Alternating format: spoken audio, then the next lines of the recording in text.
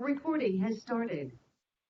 Hi everyone, welcome to today's NEDA Connections, where we have Rock Recovery, our NEDA network member, talking about giving yourself grace in times of change. Today we have Christy Dondero Betwe and Kristen Soto joining us from Rock Recovery. Hi. Hey. Hi, thanks for having Christy us. serves as the executive director of Rock Recovery, a nonprofit that helps people overcome disordered eating by combining clinical and community care. Having gone through recovery herself, she understands the depth of emotional, physical, and spiritual support needed to recover, and is passionate about spreading the message that freedom from disordered eating is possible. She's an active speaker and shares her story with organizations and media outlets across the country. Christy lives in Washington, D.C. with her husband Ryan, who serves as a pastor at their church in Northern Virginia. Welcome. Thank you. So glad to be here. And we also have Kristen. Kristen Soto serves as the Director of Community Partnerships at Rock Recovery, a nonprofit in Virginia that helps men and women overcome eating disorders through its clinical recovery program and raises awareness about mental health through empowering community events. Kristen came on as Rock's second full-time hire in 2017 and was immediately drawn to the organization's powerful mission to help all people find lasting freedom from eating disorders. Having studied psychology in both her undergraduate and graduate studies, Kristen is passionate about caring for those who struggle with mental health and uses her skills at Rock to connect individuals and families to the resources they need to recover and heal. Kristen spends her free time exploring DC with her husband Jose, writing and traveling to new and exciting places. Welcome, Kristen. Thanks for having us. I will let you guys kick it off. All right, thank you.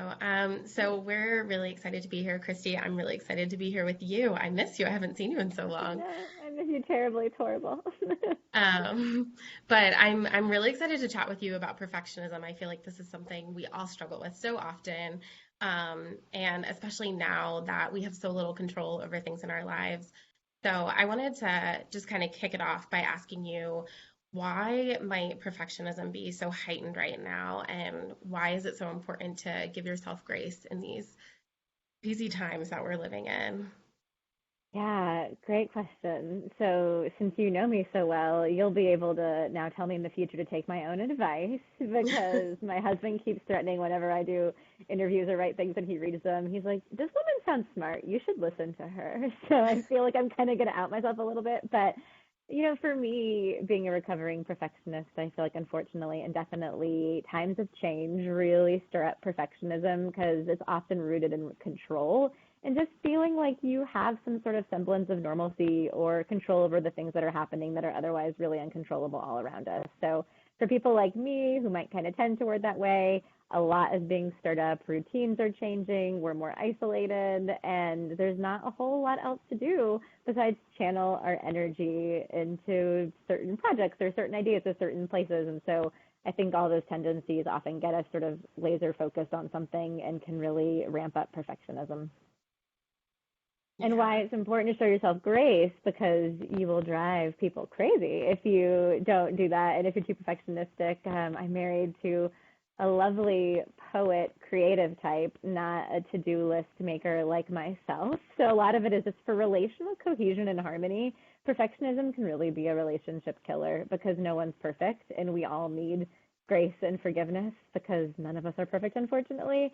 And so the importance of not being so hard on yourself is just so critical because we're all going to mess up. We're all going to make mistakes. And if we berate ourselves every time for that, it just puts us in a really tough shame cycle that's hard to dig ourselves out of. And it's much easier to be in relationship with people who can sort of laugh off things, have a little grace for themselves, take things as they come, and not be so demanding. And I know I can have a pretty demanding personality. So.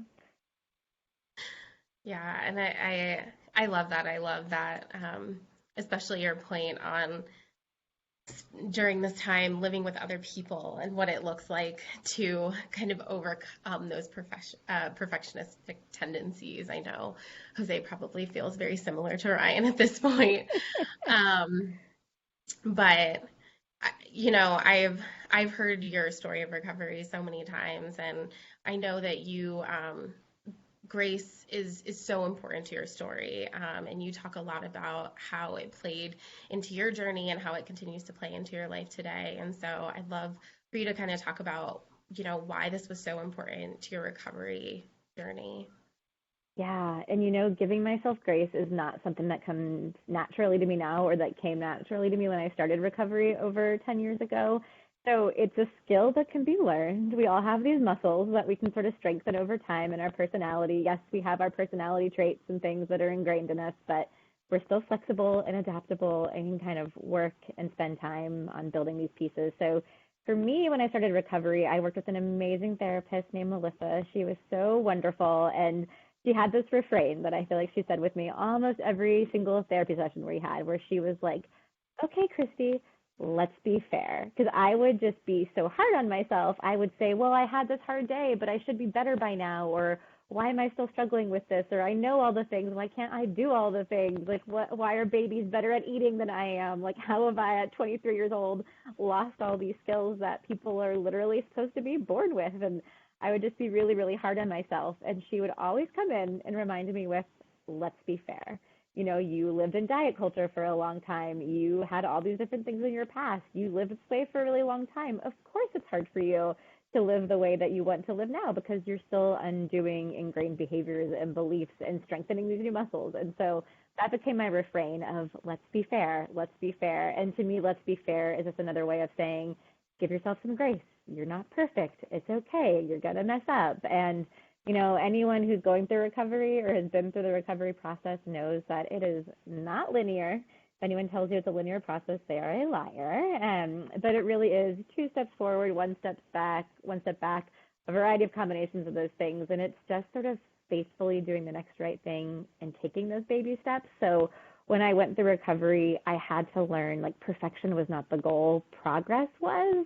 And again, there was grace when there were those mistakes and those slip ups because I'm human.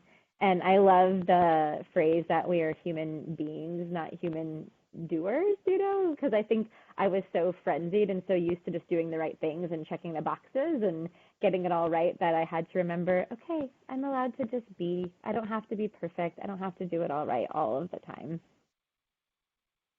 Yeah.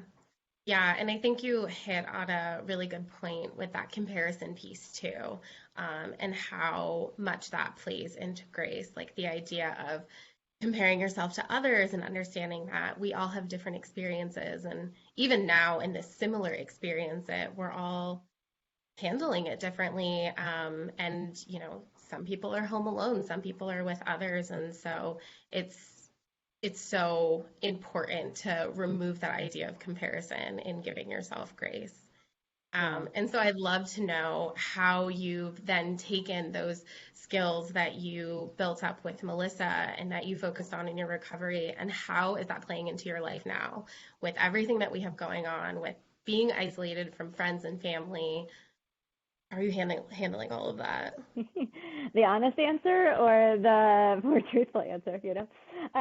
Again, I think my husband Ryan might tell on me a little bit. So I think all in all, you know, the good thing about recovery is that it helps you build up your toolbox. It helps you get these things in place and again, build these muscles and build these skills and get these tools and coping strategies. And those play into life beyond recovery. You know, life is still hard, life is still going to have its ups and downs. And so that sort of toolbox of things that I was able to build really ruthlessly and really intentionally in my recovery process are paying fruit and dividends now, even though I'm past sort of my own recovery with my eating disorder. And a lot of that, I think, you know, where I thought perfection and being tough of myself and being kind of this taskmaster was what was going to get me propelled forward. I was so afraid if I wasn't hard on myself, I would stagnate or I would go backwards. But the horrible irony is that that perfectionism actually held me back and kept me stagnant versus pushing me forward. But what really helped me move forward was self-compassion, empathy for myself and for other people, and this general idea of giving myself grace. So really remembering, Brene Brown talks a lot. She has this new great podcast that's been really helpful for me in this season. So feeding myself with things that are encouraging and helpful has been super life-giving for me. But she made a great point in one of her podcasts about how empathy is not a limited resource. Empathy is infinite, right? And so when this whole COVID-19 thing started, I was like, okay, well, I shouldn't feel that bad. People have it a lot worse than me. And I kind of got into that comparison game of I don't have the right to be struggling right now because it could be so much worse.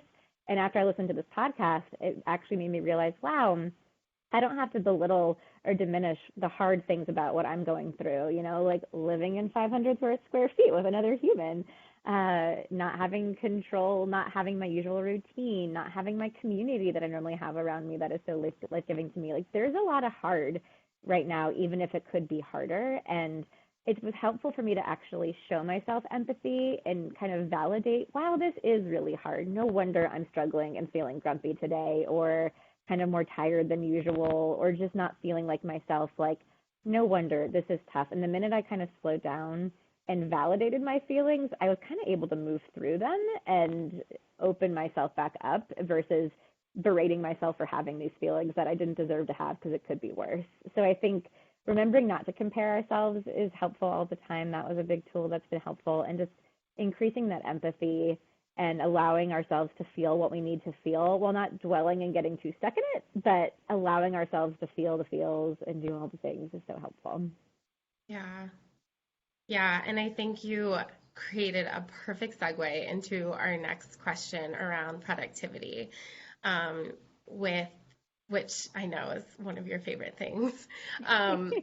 With with everything that we're seeing, there's so many messages on TV and there are so many messages on social media that are centered around now is the time to be productive. I have friends who are learning new languages and people who have decided to learn a new instrument. And there are so many people baking bread. I don't even know what to do with all of the recipes.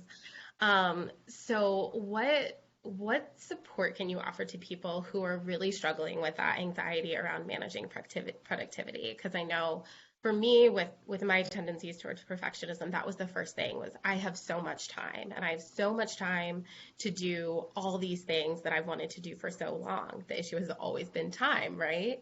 But apparently that's not the issue because I have the time and I'm still not doing those things. So what support can you offer for people around that? Oh man, yeah. Again, you're a human being, not a human doing. And I totally agree. And I think you really hit the nail on the head by using the word anxiety. Like, I do really well channeling my anxiety into things, which can be super effective and efficient. We get a lot of things done when we're together in the office most days. But it has its limitations. It has its hurt for relationships and for self care and for general well being. So when there is that pressure to go and do and accomplish, like, I think people feel the need to be productive all the time. We live in Washington, D.C., where when you kind of say you're a type A perfectionist, it's actually a compliment, even though it should sort of be this thing that we're confessing that isn't great. It's sort of this thing that's coveted and really put on a pedestal for people. And we really idolize productivity and efficiency and all of these things, even though deep down we know better and we know it's not the best for relationship or well-being.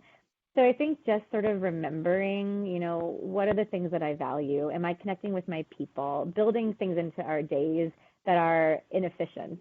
My husband loves to remind me that relationships are inefficient. And I like to remind him, no, you're just inefficient. But I think he's right? Like, relationships are inefficient. But the whole idea, you can go further together. You can go faster alone, but further together. And so really being invested in relationships is a thing that I value basically almost more than anything. And so that will be inefficient. And I can remember to have grace and compassion and not have to check things off my list if I get a phone call from a friend, because connecting with that friend is more important than doing the project. And dear Lord, if I learned an instrument right now, my neighbors would hate me. Our walls are far too thin. So if there's something that's going to bring you joy and life, great, put some energy into it. But if you're feeling that frenetic, frantic, I have to do this thing, I have to use this time wisely, I have to have something to show when I get out of this time, like, that's probably something to check. A lot of the question to ask yourself is, what's the heart behind what I'm doing? What's actually initiating my desire to learn this new thing or do this thing? Is it out of a frenzied, panicked,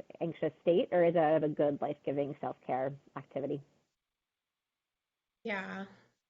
Yeah, and we've seen a lot of this messaging come up with diet culture as well, and these messages around diet culture too. So do you have any thoughts on that as well, for people who are seeing those messages of like, let's, like, you have to work out every single day, or those harmful things that just pop up in our timeline? I have so many thoughts about diet culture. National No Diet Day is next week coming up, so that will be a really exciting thing to talk about. Generally, I feel like diet culture likes to use our fear and drive us in a different direction. So again, it's really a fear-based message. You have to look a certain way, lose that weight, don't gain weight, be super active, get your summer body, which is stupid. We all have summer bodies right now because we have bodies, right? So there is that sort of frantic fear-based messaging that's out there right now. So again, similar to what's the drive behind the activities that you're doing in your own life, it's so helpful to ask the question, what's the message behind, what's the intent behind this message that I'm hearing? Why is this person telling me I need to lose this or do this? Is it because they want my money to buy a product? They want me to join their club? They want this thing, they want me to feel bad about myself, so then I'm moved in a different direction. And there's just so much going on with the intention behind our actions, I think, right now. And it doesn't matter. We should just be able to take care of ourselves, and whatever our bodies look like at the end of this is what our bodies are going to look like, because we need to care for our whole selves, body, mind, spirit, and not pay attention to just this physical external thing that's really not what we probably value if we really sit down and think about it. Yeah. Yeah, and I want to jump back a little bit because you talked about relationships through all of this. And I know right now for so many, the relationships that we're managing with people, I'm so grateful for the technology that we have that allows us to connect with one another and that allows us to stay connected to family and friends who we can't physically see right now. But I think sometimes in perfectionism too, we can also get caught up in being that person for everyone, in giving all of ourselves to care for the needs of others without necessarily without considering our own needs. And so I think right now it's also important to talk a little bit about how do we maintain healthy boundaries through all of this? How do we overcome that perfectionist idea of being everything for everyone?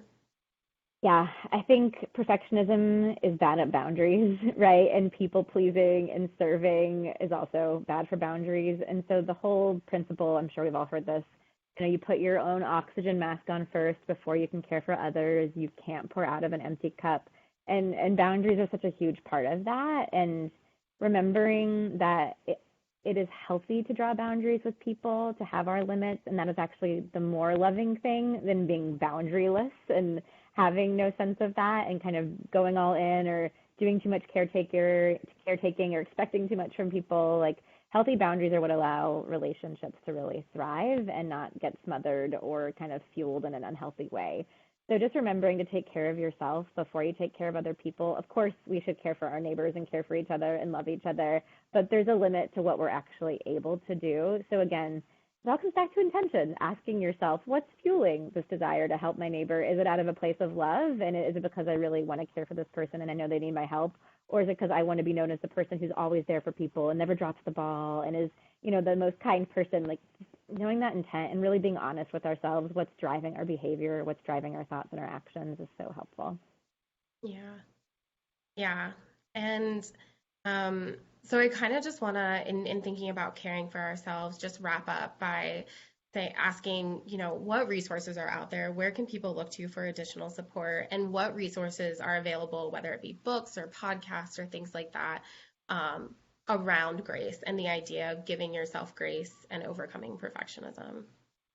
Yeah, so there's a lot out there. Obviously, the National Eating Disorders Association has their website and their hotline. For Rock Recovery, we have a great COVID-19 resource on our website that we're sharing with people. And there are lots of great resources out there. One of my personal favorite podcasts, which is also a really great book, is called The Next Right Thing.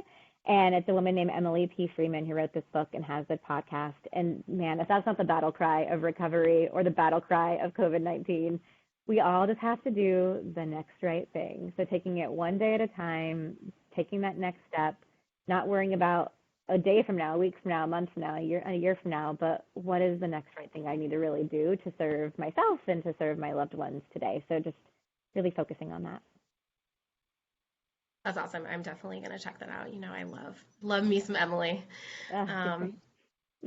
Well, thank you. This was really fun to be able to do with you and really helpful, even in helping me sort out my own thoughts around perfectionism. And we're really grateful to NEDA for allowing us to come and to speak on this a little bit as well. Yeah, thank you. So happy to have you guys. Thank you. And just as one more note, if you are looking for support options, the helpline for the NEDA helpline is updating all of our resources to include relevant resources that are currently available during COVID-19 too. The easiest way to find the contact option that's right for you is to go to nationaleatingdisorders.org/helpline. Thanks, everyone. Great. Thank Thank you. you.